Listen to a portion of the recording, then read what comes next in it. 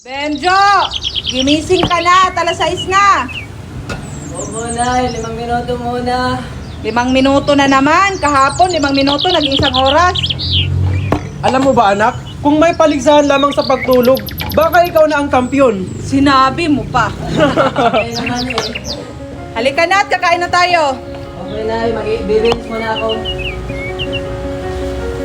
Ano pong ulam Nay? Itlog! Hindi itong itlog? Oo. Akala ko. Kasi scramble problem na naman. Anak, mag-aral ka ng mabuti ha, Opo Tay. para magkaroon ka ng magandang kinabukasan. Opo, pagbubutihin ko ang aking pag-aaral. Ano ba kasi ang gusto mong trabaho paglaki mo? Gusto ko kasi mag-security guard. Nako, Sige na nga at baka mahuli pa tayo. Sige Nay, alis na ako. Sige, mag-iingat ka ha. Opo Nay. Uy, Binjo! Ay Lola, magandang umaga po. Magandang umaga naman. Saan ka pupunta? Papunta po ako ng paaralan. Nag-aaral ka na ba? Papunta pa nga Lola. Ha? Oo nga pala. Mali ang tanong ko. Okay lang po Lola. Sige nga, tanungin kita. Sige. Ano ang English sa kalabaw? Karabaw. Hindi pwede. English nga. Hindi naman yun eh. Bakang nag-gym. Ikaw talagang bata ka. Mag-aral ka na mabuti, ha? Sige Lola, aalis na po ako. Sige. Hoy Binjo, bumili ka muna ng fishball. Mang Gardo, wala po kasi ng pera ngayon eh. Utang muna. Na, baka hanggang ko yan babayaran eh. Ikaw.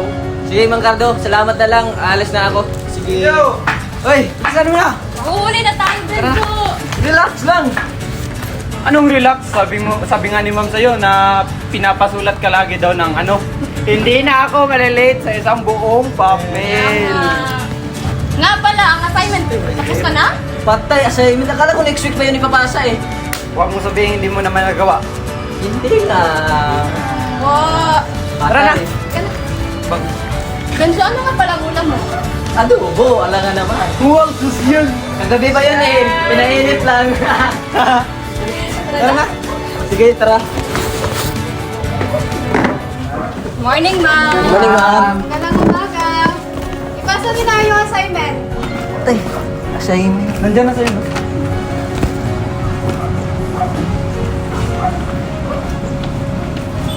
Benjo, saan ang assignment mo?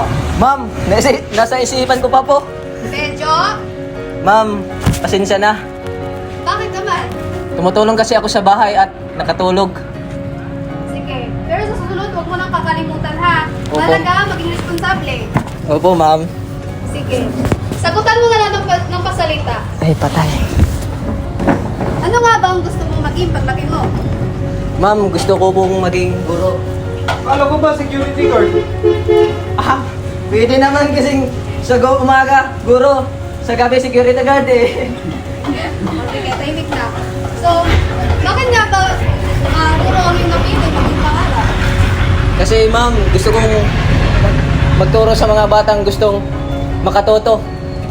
Mabuting pangarap yan, Benjo. Salamat, ma'am.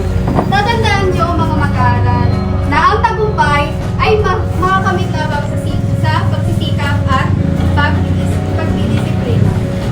Opo, guro! Oh, uwian na. Uwian Mag-ingat na. kayo pa uwi, ha? Opo, yay! Hoy Binjo. Fishball tayo. Oh, mga bata, bili ka ng fishball, mainit pa. Gusto ko sanang mag-fishball, baka pagdating sa bahay akong maging fishball eh. Santusok lang naman. Sige. Tagal mo naman, Manong. Mang Cardo, 5 piso lang po ang aking budget eh, pero sa aking panaginip, 5 bilyon. Aba, nag-aaral mo pa. Bilis mo kumawad ah. Tayo. Oo nga eh. Gano'n nakapagbanatan yun? Huwag kang maingay, baka si ma'am nalilig. Tara na. Tara. Oh, mga bata, kumusta ang klase? Ayos naman po. May natutunan. Natutunan ko Lola na delikado pala kung walang assignment sa pag-aaral. Ikaw talagang bata ka.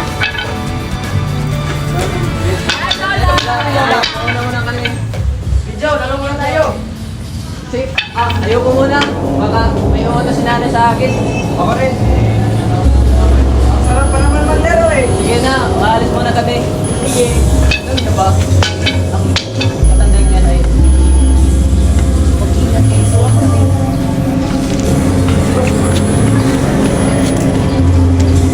Benjo, nakauwi ka na pala? Opo, inay. Musta naman ang klase mo? Okay lang naman. May problema lang kaunti. Hi, Tay. Naku, bakit naman? Nalimutan ko kasi ang aking assignment eh. Kaya naman pala, anak, alam mo bang napaka-importanting maging isang responsable? Opo, Tay. Pagbubutihin ko na po ang aking pag-aaral. Anak, ano nga ulit ang iyong pangarap? Tay, inay, sa totoo gusto kong maging guro. Bakit naman? Gusto ko kasing makatulong sa mga bata at sa araw-araw na inyong ginagawa sa akin. Anak, basta magsikap ka lang, maabot mo ang iyong mga pangarap. Magtiwala ka lang. Opo, Itay. Mula ngayon, aayusin ko na ang aking pag-aaral. Mabuti.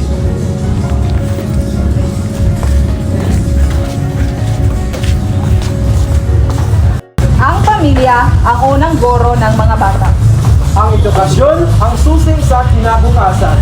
At huwag kalimutang gumalang sa nakakatanda.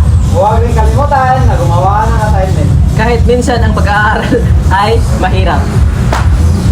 Basta magsisikap, maabot ang